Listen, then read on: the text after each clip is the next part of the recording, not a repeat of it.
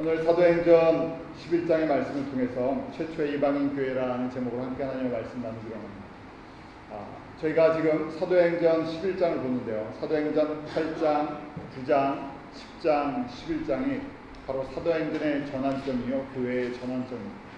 사도행전을 통해서 그 교회의 머리이신 예수 그리스도께서, 교회를 세우시는 성령님께서 어떻게 교회를 움직여 나가시는지 그 그림을 보는 은혜가 이끌어납니다. 교회라는 개념을 저희가 생각하면요, 바로 기쁜 일 교회라는 하나의 작은 교회도 있고요, 우리 한 사람 한 사람이 그리스도의 또한 교회이고, 더 넓게는 뉴욕에 있는 교회도, 또 미국에 있는 교회도, 그렇게 여러 가지 생각해 볼 수 있죠. 그런데 이제 8장, 9장, 10장, 11장 이렇게 오면서요, 예루살렘에서 시작된 최초의 교회, 예루살렘의 유대인들을 통해서 복음이 들어가고 그렇게 교회가 세워졌는데, 이제 성령님께서 교회의 방향과 교회의 그림을 새롭게 쓰게 대전환점. 사도행전을 보면서 지금도 항상 교회를 세우시고 움직이시는 성령님의 그 목적이 있다 그랬었죠. 성령님이 교회를 세우시는 그 목적은 사도행전 1장 8절입니다. 이것을 온전히 깨닫는 것이 은혜입니다. 사도행전은 그렇게 기록되어 있어요. 복음이 예루살렘에서 시작돼서 유대로, 그 다음에 이제 사마리아로 넘어가는 것이 8장이었죠. 그 8장으로 넘어가는데 그냥 넘어가지 않았어요. 스데반의 환란이라는, 핍박이라는, 예루살렘 교회의 핍박을 통해서 헬라파에 속해 있는 우리 디아스포라 유대인들이 퍼져가기 시작했죠. 그리고 나서 드디어 9장에 누가 나왔다고요? 하나님께서 준비하시는 과정을 봅니다. 먼저 이제 8장까지는 유대인들이 사역을 했었는데요, 그 유대인을 대표하는 사도로 베드로라는 사람을 통해서 보여주시고, 그런데 9장에 누가 나옵니까? 9장에 사울이라는 바울을 하나님께서 준비시킵니다. 왜냐하면 이제는 교회가 이방인들 가운데 세워질 것이고, 이방인들을 통해서 복음의 역사가 일어날 것이기 때문에 이방인의 사도로 대표적으로 사울이라는 바울을 하나님께서 택하십니다. 그리고 10장에는 이제 교회가 누구에게 복음을 전하기 시작한다고요? 이방인에게. 그래서 이방인의 대표적인 한 가정, 고넬료 가정을 보여주시고, 그리고 11장엔 드디어 안디옥 교회를 하나님께서 세우게 하십니다. 안디옥 교회는 특별한 의미가 있는 교회예요. 최초의 이방인 교회고요, 또 이방인 선교를 위해서 준비된 교회고, 그곳에서 비로소 그리스도인 이방인들이 예수를 따르는 자들이라 하는 그러한 이름을 받게 됐어요. 안디옥 교회가 바로 이제 이방인 교회의 첫 번째 교회가 됐고요, 앞으로의 이 11장 이후부터 복음의 사역, 예수 그리스도의 복음은 이방인들에게 급속도로 전파될 것. 언제까지요? 주님이 다시 오실 때까지. 교회의 2000년의 역사 동안에 바로 안디옥에서부터 시작된 이 이방인 선교와 복음 전도는 계속해서 이방인들을 통해서 이방인들 가운데 세워질 것이라는 것입니다. 그 결과가 바로 저희가 예수 그리스도의 복음을 들은 한국 사람들입니다. 우리는 이스라엘과 거리적으로나 문화적으로나 전혀 관계가 없다고 생각했던 사람들입니다. 우리가 한국 사람들이 예수를 믿고 하나님의 백성. 이 복음은 놀랍게 퍼져가는데요, 바로 이방인 교회, 안디옥 교회 같은 교회들을 통해서 끊임없이 이방인들에게 주님 오실 때까지 세워지는 것이 바로 예수님의 그 뜻이고요, 그것이 성령을 통해서 이루어지는 교회의 역사라는 것입니다. 오늘 그 말씀을 저희가 보기로 원합니다.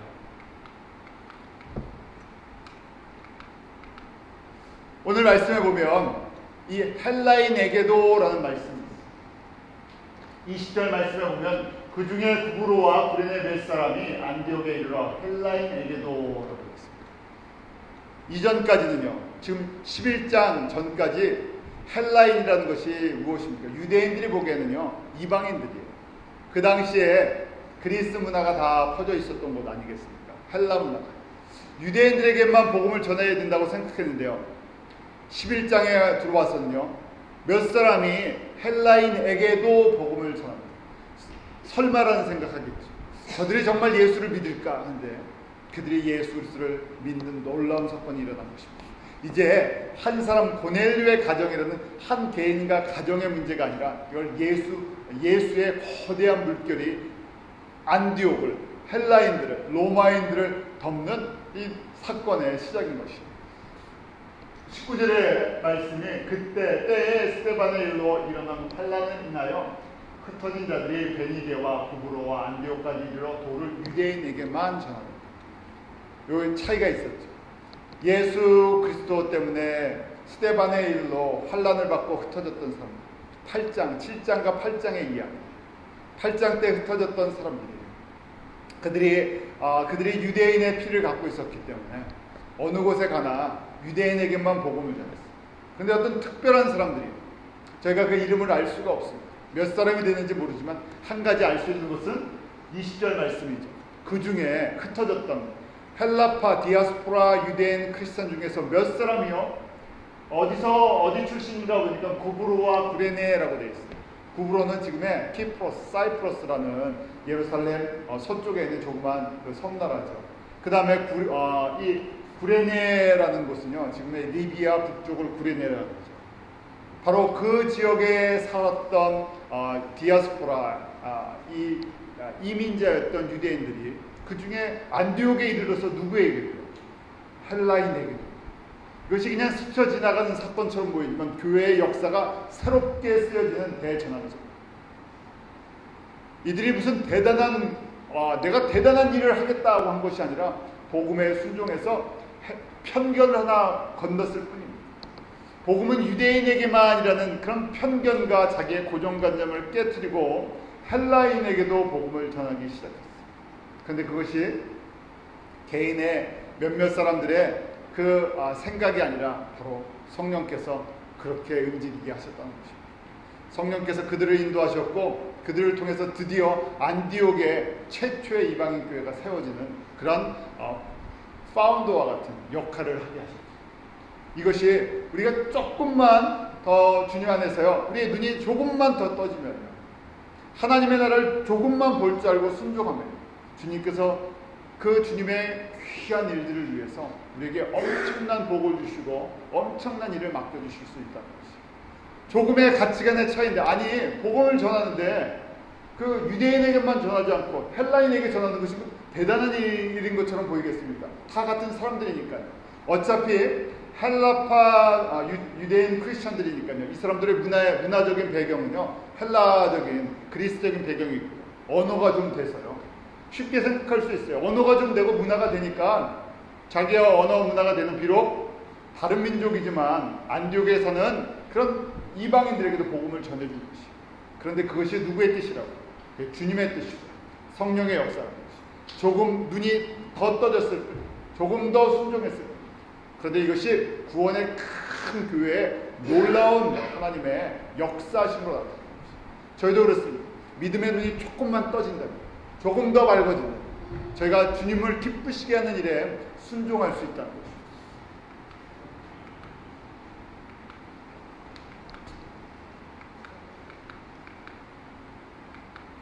다음 장으로 한번 넘겨주시겠습니까? 저희가 그림을 한번 보시기 바랍니다. 그 보면요, 이스라엘 예루살렘, 저희가 화살표를 해놨죠. 그 예루살렘에서 안디옥이라는 곳이 정확하게 북쪽으로 480km 정도 되어 있는 곳이에요. 480km 정도 되니까 약 서울과 부산 비슷한 거리 정도 되겠죠. 그 정도의 이 복음이 환란을 인해서 드디어 안디옥 땅으로 올라가는 것입니다. 안디옥은 그 당시에 큰 대도시 중에 하나예요. 로마 시대 때 그 주변에 대표적인 곳입니다. 다른 곳이 아니라 그 큰, 우리가 보통 사람들이 이민을 하면 대도시 주변에 살잖아요. 안디옥까지 올라가는 것이고, 또 그 안디옥 옆에 조그만 도시 하나가 또 있는데요. 도시 이름이 뭐라고 되어 있습니까? 다소라고 되어 있죠. 다소는 누구의 고향입니까? 바울의 고향. 바울을 그곳에 보내시고 주님께서 다소에서 7년 동안 바울이 무명의 전도자로 있을 그때 안디옥에 드디어 복음의 역사가 일어난 것입니다. 바울이 이방인에게 복음을 안 전했을까, 그런 생각도 해봐요. 그런데 바로 때가 되니까요, 때가 되니까 주님께서 어디에 있어요? 안디옥의 복음의 열매가, 이방인들이 주님 앞에 돌아오는 그런 구원의 역사를 딱 이루어 나가시는 것을 보게 됩니다. 반대로요, 예루살렘 교회의 영적인 상태는 어땠나? 제가 11장 앞부분에 사실은 1절부터요, 예루살렘 교회의 이야기를 하며 이 19절에 안디옥 교회가 세워지는 과정을 이야기합니다. 두 그림이 대표적인 사도행전의 교회였던 예루살렘 교회의 그 당시의 영적인 상태를 보여주면서요, 안디옥 교회 하나를 세웁니다. 눈으로 보면 예루살렘 교회가 첫 번째 교회예요. 대단한 교회예요. 엄청난 영향력을 갖고 있는데요, 안디옥 교회는 이제 시작됐죠. 몇 명이 모이는지 알 수가 없습니다. 저희처럼 교회하면요, 저희는 이미 교회가 다 커졌어요. 저희는 교회하면 다 예배당도 갖추고, 그 다음 저희가 뭐 적게는 수십 명에서 수천 명, 수만 명이 함께 모입니다. 그런데 저희가 이 초대교회 교회라고 생각하면 이런 어떤 공공장소가 있어서 모이는 것이 아니죠. 가정에서 한 집이, 한 사람이 헌신해서 집을 오픈하면 그곳에서 가정들이 모여 예배를 드리고 함께 말씀을 나누고 교제를 하는 그것이 교회였어요. 저희같이 이렇게 자유롭게 시간을 정해놓고 이렇게 모이던 것이 아니라는 것입니다. 그런데 예루살렘의 정말 예루살렘의 그 교회의 상태를 보면 우리 1절, 2절 속에서 그들이 갖고 있는 신앙의 상태를 알게 됩니다. 11장 1절, 2절 같이 읽습니다. 시작. 유대인은 사도들과 형제들이 이방인들도 하나님 말씀을 받았다함을 들었더니 베드로가 예루살렘에 올라갔을 때 할례자들이 혼란하여. 무슨 이야기입니까? 10장에 무슨 사건이 있었다고요? 고넬료 사건이 있었어요. 베드로가 그곳에서 복음을 전했을 때 성령님이 그 가운데 임하시는 놀라운 구원의 역사가 고넬료 가정에 임했습니다. 베드로도 놀랐어요. 함께 간 사람들도 놀랐어요. 이방인에게도, 로마 사람에게도 성령님이 임하시는구나 하는 것을 그때 깨달았어요. 근데 이 소문이 어디에 들렸다고요? 예루살렘 교회 소문이 났다는 거예요. 그러면 어떻게 해야 되겠습니까? 저희 같으면요, 저희 같이 믿음의 사람들 같으면, 아니 이 고넬료의 가정이, 그 고넬료 백부장인데 그 사람이 예수 믿고 그 가정 속에 성령님이 임했다 그러면 저희는 어떻게 반응하겠습니까? 뭐라고요? 예수를 정말 안 믿을 것 같은 사람이 예수를 믿었어요. 그럼 저희 뭐라고 반응합니까? 할렐루야, 정말 주님의 은혜입니다, 이러고 얘기할 거 아니에요. 정상적인 거죠. 생각지도 않았던 그런 백부장의 가정이, 저희가 생각하면 이 뉴욕에 있는데 어떤, 만약에 생각해 보시죠. 전혀 안 믿을 것 같은 미국 사람이 예수 그리스도를 영접하고 성령의 은혜가 임했다 그러면 저희가 어떻게 됩니까? 기쁘죠. 감격해야 됩니다. 그런데 뭐라고 했다고요? 베드로를 비난했다는 얘기예요. 그 베드로를 비난했는데 비난한 이유가 무엇인가 보면요, 비난한 사람들이 안 믿는 사람들, 안 믿는 유대인들이 예루살렘에 있는 성도들 중에서 특별히 그 율법을 강조했던, 할례를 강조했던 그런 사람들이 아니 베드로 사도가, 쉽게 말하면 우리 담임 목사가 누구랑 밥을 먹었다고요? 이방인이랑 밥을 먹었다는 얘기예요. 이방인 집에 들어갔다는 얘기예요. 율법을 어겼다는 얘기예요. 이게 말이 됩니까 하고요. 고넬료의 가정이 구원을 받는 것, 최초의 이방인 가정이 구원을 받는 이 성령의 놀라운 역사는 중요하지 않다는 얘기예요. 성령께서 거기서 임하시고 복음이 증거됐습니다 하는 것보다 뭐가 더 중요하다고요? 율법을 지켰냐 안 지켰냐. 왜 율법에 나온 대로 이방인들, 우리가 더럽다가 생각하는 그 이방인과 교제하고 밥을 먹었냐는 얘기를 갖고요, 바로 비난을 했다. 무슨 눈이기 때문에? 거룩하다고 생각했지만 눈이 안 떠졌기 때문에. 복음의 눈이 제대로 안 떠졌어요. 성령을 통해서 이루시는 교회에 대한 눈이 떠지지 않기 때문에요. 그 교회법을 가지고, 율법을 가지고요, 그 다음에 바로 베드로를 갖다 붙잡았다는 얘기예요. 그래서 베드로가 선교 보고를 합니다. 고넬료의 가정 속에 어떻게 복음이 들어가게 되었는지, 천사가 인도하는 과정, 성령께서 그 복음을 증거할 때 그 가운데 구원의 놀라운 역사, 성령의 기름 부으심의 역사가 있었던 것을 설명해요. 그러면서요, 16절에 보면 베드로가 이렇게 고백합니다. 우리 16절 한번 같이 읽어볼까요? 시작. 내가 주의 말씀에 요한은 물로 세례를 주었으나 너희는 성령으로 세례를 받으리라 하신 것이 생각납니다. 베드로가 정직하게 고백하는 것입니다. 나도 그 예루살렘에 있는 성도들과 같이 이방인과 교제하는 것이 부정하다, 불결하다 생각했다는 것이. 그래서 안 갔는데 천사를 통해서 성령님께서 인도하시기 때문에 순종해서 갔고, 그리고 복음을 전했는데 그 가운데 성령님이 임하신다는 얘기. 예루살렘에 임하셨던 동일한 성령님께서 임하실 때 하면서 깨달았다는 얘기. 그때 생각이 났다는 얘기. 그때 영어로 보니까 remembered라고 되어 있죠. 기억이 났다는 거예요. 그 전까지 기억이 나지 않았었는데요, 기억이 났다는 것이죠. 무엇이 기억이 났다고요? 무엇이 기억이 났다고요? 사도행전 1장 8절 말씀이 기억납니다. 사도행전 1장 8절 말씀, 오직 성령이 너에게 임하시면 너희가 권능을 받고 예루살렘과 온 유대와 사마리아 땅까지는 내 증인이 되리라 하는데, 그것을 반쪽만 알고 있었다는 얘기예요. 그 반쪽이 뭐라고요? 유대인만 복음을 받고 유대인에게만 복음을 전해야 된다고 생각했는데, 그 말씀이 누구에게도요? 이방인에게도 성령을 주시겠다는 말씀이었구나 하고 그 말씀이 생각이 났다는 것이에요. 깨달아졌다는 얘기예요. 그런데 베드로가 예루살렘 교회 어떤 직분에 속한 분이세요? 담임 목사님이시죠. 최고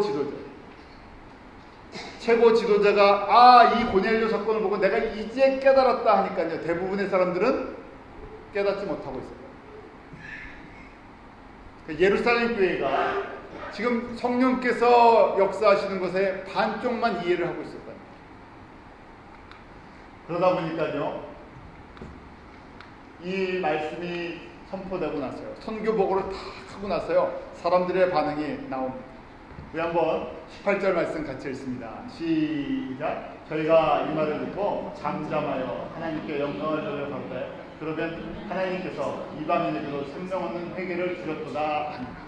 거기 보면요, 사람들이 더 이상 딴지를 걸지 않았다 하는, 잠잠하다, 그냥 조용해졌다는, 비난을 하던 사람, 힐라를 하던 사람이죠.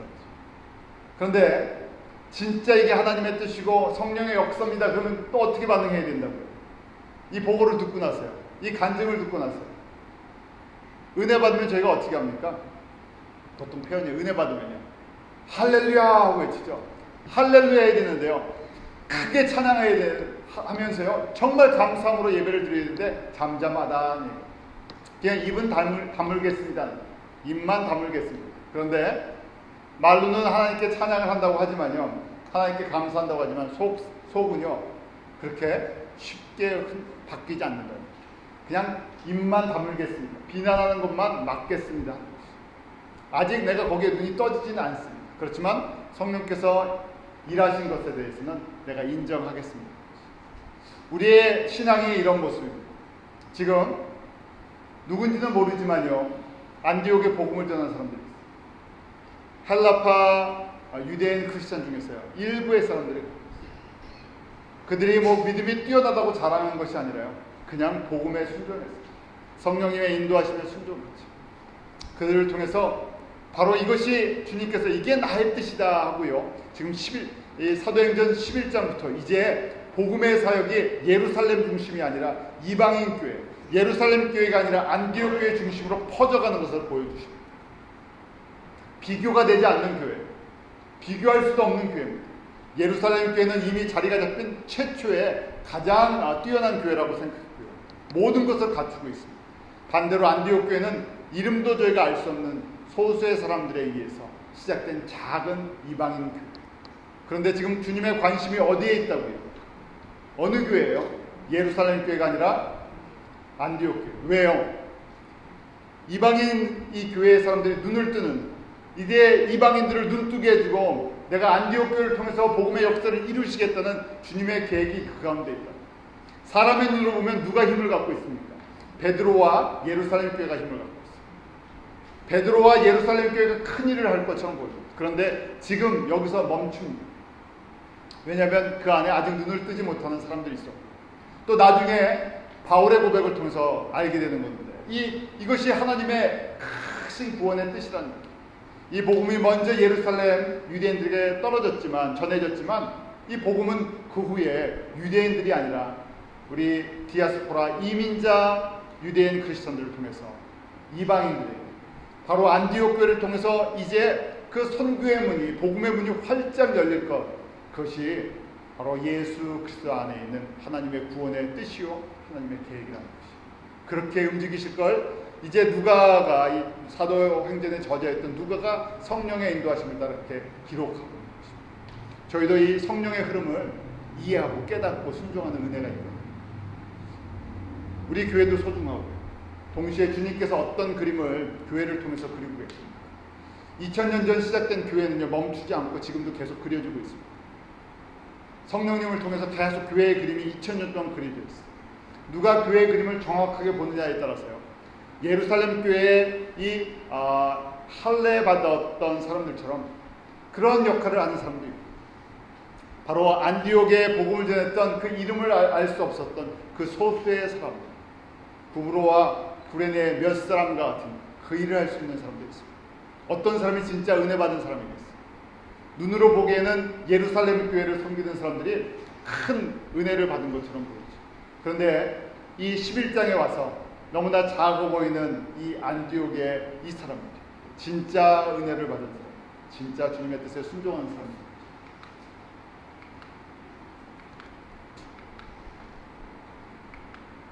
그 다음 장 한번 넘겨주시기 바랍니다. 자, 그러면 안디옥에 일어난 이 놀라운 역사는 도대체 어디서부터 시작된 것입니까? 안디옥 교회가 부흥하고 안디옥 교회를 통해서 이방 선교가 시작된 것, 그 이유가 무엇인가? 오늘 그 이유에 대해서, 그 능력에 대해서 11장 21절에 이렇게 저희 가운데 기록해두고 있습니다. 같이 읽겠습니다. 시작. 주의 손이 그들과 함께 하심에 수다한 사람을 믿고 죽게 돌아오라. 무엇이 같이 있었다고요? 주의 손이 함께 하심. 다른 것이 아니라 주의 손이 누구와 함께? 안디옥에 복음을 전했던 그 몇몇 사람들과 함께 하심. 안디옥에서 예수 그리스도의 이 복음에 순종했던, 성령의 인도하심에 순종했던 그 사람들. 그런데 그들이 의지했던 것이 무엇입니까? 주의 손이라는 것이죠. 왜 주의 손이 그들과 함께 하셨을까? 손이 간다는 얘기는 뭡니까? 저희가 일할 때도 그렇죠. 저희가 관심이 있고요, 저희가 좋으면 어떻게 합니까? 움직여요. 손으로 움직이고요, 발로 뛰어갑니다. 주님의 마음이 그곳에 있다는 것이죠. 주님의 뜻이 그곳에 있다는 것이죠. 주의 손이 함께 한다는 것은 내 마음이 거기에 있구나 하는 것이죠. 내가 그렇게 그들과 일하고 싶다는 것은 내 뜻과 내 마음과 내 관심이 그곳에 있다는 거죠. 그러잖아요. 저희가 마음이 없으면 어떻게 됩니까? 마음이 없으면, 일반적으로 마음 없으면 손 내려놓고요, 뒷짐 져버리죠. 난 관심 없다. 그런데 관심이 있으면 적극적으로 나가서요, 내가 일을 하기 시작해요. 주님의 마음을 한번 생각해 보세요. 내가 지금 어디에 마음이 있다고요? 안디옥에 있는 이방인 이들에게 마음이 있다는 거예요. 그것을 순종하니까요, 그들이 다른 사람보다 더 능력이 뛰어나서요, 그 사람들이 더 가진 게 많아서요, 그들이 다른 어떤 사람보다 더 커서요? 아니라는 얘기예요. 주님의 마음이 어디에 있는지를 알기 때문에 내가 순종했더니 내 손으로 일하는 것처럼 보였는데 누가 일을 하신 거라고요? 주님의 손이요. 내가 말을 그냥 전한 것뿐인데 누가 전하신 거라고요? 주님의 입술이, 성령께서 내 입술을 주장하시고 성령께서 내 손을 움직여서 나는 도구가 됐다는 것. 이 말씀 속에 이 말씀을 기록했던 누가가 역사가입니다. 만약에 이 사람들, 누가가 살아서 이것을 기록할 때 안디옥 교회를 누가 시작했는지 찾으면 못 찾겠습니까? 이 사람들이 사라졌겠어요? 안 남아 있겠습니까? 알지요. 찾을 수 있습니다. 이름 적을 수 있어요. 이런 사람들이 이곳에서 복음을 전했다. 근데 그 사람이 중요한 것이 아니라 누가 하셨다고요? 주님의 손이 주님께서 하셨다. 세상 사람들은 내 이름을 기억해 주기를 원해요. 그런데 우리가 진짜 우리의 이름을 기억하실 분이 누구세요? 예수님이세요. 예수님이 내 이름을 기억해주면, 저희 같으면 이렇게 할 수도 있겠죠. 안디옥에 복음을 처음 전했던 사람들이 정말 성령의 사람이 아니면, 아니 왜 사도행전에 내 이름을 뺍니까? 내가 안디옥 교회에 내가 세운 사람인데 왜 내 이름을 뺍니까? 내 이름 꼭 집어넣어주세요. 그렇게 이야기할 수 있겠죠. 그런데 내 이름이 들어가든 안 들어가든 그게 중요한 것이 아니에요. 또 누가는 성령의 인도하심을 통해서 그 사람들의 이름이 중요하지 않다. 그 이름을 누가 기억하시면 된다고요? 사도행전에 이 사람들만, 지금 우리가 아는 몇몇 사람들만 사도행전의 역사를 써나갑니까? 아니죠. 수많은 사람들, 이름도 빛도 없이 순종했던 많은 사람들이 있어요. 그 사람들이 성령의 인도하심을 따라 묵묵히 주님의 도구가 되었을 때 그들을 통해서 안디옥의 교회가 세워지고 복음의 역사가 일어나고 2000년의 교회의 흐름 통해 그렇게 그들의 그 보이지 않는 성도들의 헌신과 땀과 눈물과 피와 순종이 그 가운데 들어있다는 것이죠. 우리는 그들의 이름을 다 알 수가 없습니다. 그런데 누가 기억하신다고요? 주님께서 기억하신다. 그리고 그들이 의지했던 것이 무엇이라고요? 주님의 손이라는 것이죠. 구약에 모세를 한번 기억해 보시기 바랍니다. 모세가 능력이 있었던 사람입니까? 그가 능력이 있을 땐 주님께서 쓰지 않으셨죠. 40세가 될 때까지 그가 자신이 가장 능력이 있을 땐 주님께서 쓰시지 않습니다. 80이 돼서 다 나이가 먹고 아무 능력이 없다고 고백할 때 주님께서 그를 붙잡아 쓰십니다. 홍해를 건널 때 홍해를 건너게 하신 것이 무엇이었습니까? 모세가 손을 들고 기도하고 지팡이에 힘이 있었겠습니까? 터키에 가면 그 역사박물관 속에 모세의 지팡이라는 것을 보관하고 있는데요. 모세의 지팡이가 무슨 거대한 무슨 나무가 아니라요. 한 1m 정도의 그냥 막대기와 같은 것이. 나무 막대기. 나무 막대기에 무슨 힘이 있겠습니까? 우리 꼭 아이들이 옛날에 어렸을 때 나무 막대기 칼싸움하고 했었죠. 막대기 갖고 장난쳤습니다. 그 막대기는 누가 붙잡느냐에 따라서 아이들이 붙잡으면요 장난감이 되버려요. 지게 지팡이가 되기도 해요.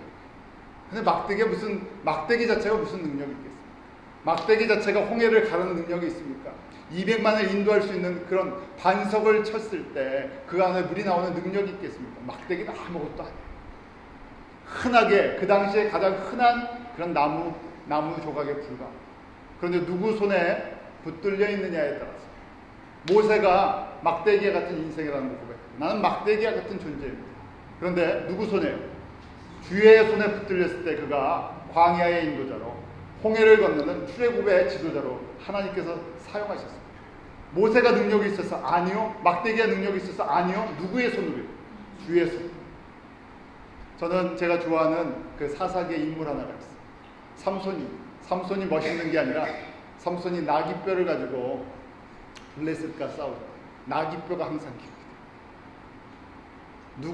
누가 붙들고 쓰느냐에 따라 나귀뼈가 무기가 될 수 있습니까? 물론 쓰는 사람에 따라 틀릴 수 있죠. 나귀뼈와 칼과 창을 갖고 싸운 사람이랑 싸움이 되겠습니까? 싸움이 안 되죠. 나귀뼈가 무슨 공격 무기가 되겠습니까? 그런데 주의 손이 삼손과 함께 할 때 그 나귀뼈는 블레셋을 물리치는 가장 위대한 무기입니다. 안디옥에 있는 성도들 개개인으로 이야기할 때 거꾸로 보면요 이야기할 만한 어떤 명함으로 얘기해요. 명함 내밀 만한 사람은 없다는 얘기예요. 그런데 누구 손에 붙잡혔어요? 주의 손에 붙잡힐 때 안디옥을 변화시키는 거대한 그런 구원의 통로가 됐고 안디옥 하나가 아니라요. 이제 이방 전체를 변화시키는 하나님의 구원의 통로가 됐어요. 우리의 눈이 그렇게 믿음의 눈으로 떠지기로 합니다. 저희 교회요. 세상 사람들이 보면 뭐 대단한 거 아무것도 없습니다. 세상 사람들에게 무슨 일을 크게 할 것도 아무것도 없죠. 우리 한 사람 한 사람 물론 다 귀한 분들이지만요. 우리 한 사람 한 사람이 세상의 눈으로 볼 때는 이야 무슨 거대한 영향력을 갖고 있는 사람들이 없지요. 한국 교회도 그렇습니다. 그런데 주의 손에 붙들려 버렸죠. 주님께서 한국 교회를 붙들어 주셨어요. 우리가 다른 아시아의 나라보다 뛰어나기 때문에 우리가 어떤 권세가 있어서 주님께서 붙잡으신 게 아니죠. 사람은 그래요. 사람은 이렇게 봐서 이 사람이 영향력이 있을 것 같다면 가면 줄을 붙잡아요. 이 사람이 돈이 좀 있을 것 같다면 그 사람 붙잡아요. 이 사람이 무슨 정치나 무슨 어디 권세 있다 그러면 그 사람 아는 것만 해도 나도 같이 올라가는 줄 알아요. 그래서 내가 누구를 아는데 우리 집안에 누가 있는데 그거 자랑하잖아요. 나도 같이 올라갈 줄 알아요. 세상 사람들은 그렇게 나아가죠. 그런데 저희가 의지하는 건 내가 예수의 손을 붙잡느냐 거꾸로 예수님이 나를 붙잡아 주시냐. 예수님께서 나를 붙잡으실 때 내가 나귀뼈와 같은 존재라도 내가 나무 막대기와 같은 존재라도 주님께서 들어 쓰시면요 나이에 상관없죠. 배경에 상관없습니다. 지식에 상관이 없습니다.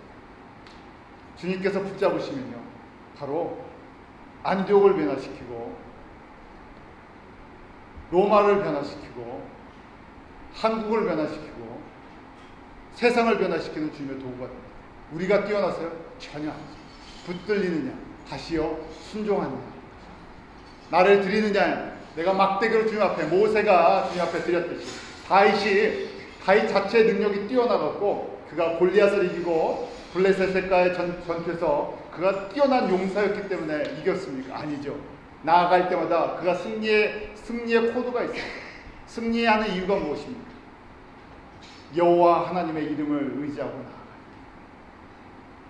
그 여호와 하나님 손에 붙들릴 때 우리가 평생 주님의 손에 붙들리는 은혜가 있다. 주님 앞에 설 때까지 저희가 현역이 좀 돼서요, 복음의 현역이 됐어요. 붙들리는, 정말 마지막까지 주님 앞에 붙들려 갖고요, 모세처럼 또 갈렙처럼 이 바울처럼. 바울은 특별한 사람이라고 생각하지만 주님의 손에 안 붙들리면요, 바울과 같은 사람이 그 당시에 하나였겠습니까? 바울과 같이 준비된 사람이 하나였겠어요? 유대인 학자라든지 랍비라든지 그렇게 뛰어난 사람이 바울 한 사람이었겠어요? 주님께서 주님의 은혜로요, 바울을 붙잡아 주셨죠. 이렇게 주의 손이 함께한 대표적인 사람이 오늘 본문 말씀에 나오는 바나바와 바울이라는 것입니다. 다음 페이지 한번 넘겨주시겠어요? 그 다음 페이지. 바나바, 바울 한번 보세요. 안디옥에 교회가 세워졌다는, 이방인들이 복음을 듣다는 소식을 듣고 예루살렘 교회에서 바나바를 파송합니다. 준비된 사람입니다. 바로 안디옥 교회 최초의 담임 목사가 있습니다. 그리고 이 바나바의 특징, 저희가 아는 것처럼 착한 사람이요, 성령과 지혜가 충만한 사람, 인격적으로 또 복음적으로 주님 앞에 완전히 드려진 사람. 그래서 그곳에서 사역을 하면서요, 자기의 영광을 위해서 사역하지 않죠. 바나바가 그곳에서 사역할 때 주님께서 더 많은 사람을 붙여주시고, 그리고 바나바가 드디어 누구와의 만남을 맺게 합니다. 사울을 옆에 있는 다소에 가서 사울을 불러오고 거기서 함께 사역을 해서 그곳에서 비로소 이방인들 가운데 그리스도인 예수를 따르는 사람, 예수 그리스도의 이방인 제자들이 나오기 시작했어요. 우리 그리스도인이라는 것에 자부심을 갖고 성도라는 이 말에 합당한 삶을 살고, 그리스도인이라는 것은 우리가 크리스천 하는데 교회 다니는 사람, 그냥 교회 다니는 일반 사람들의 명칭이 크리스천이 됐어요. 크리스천은요, 안디옥 교회에서 불려졌던 그 이름입니다. 크리스천들은요, 예수 그리스도의 걸어가신 길을 따라가는 사람. 크리스천들은요, 성령의 사람.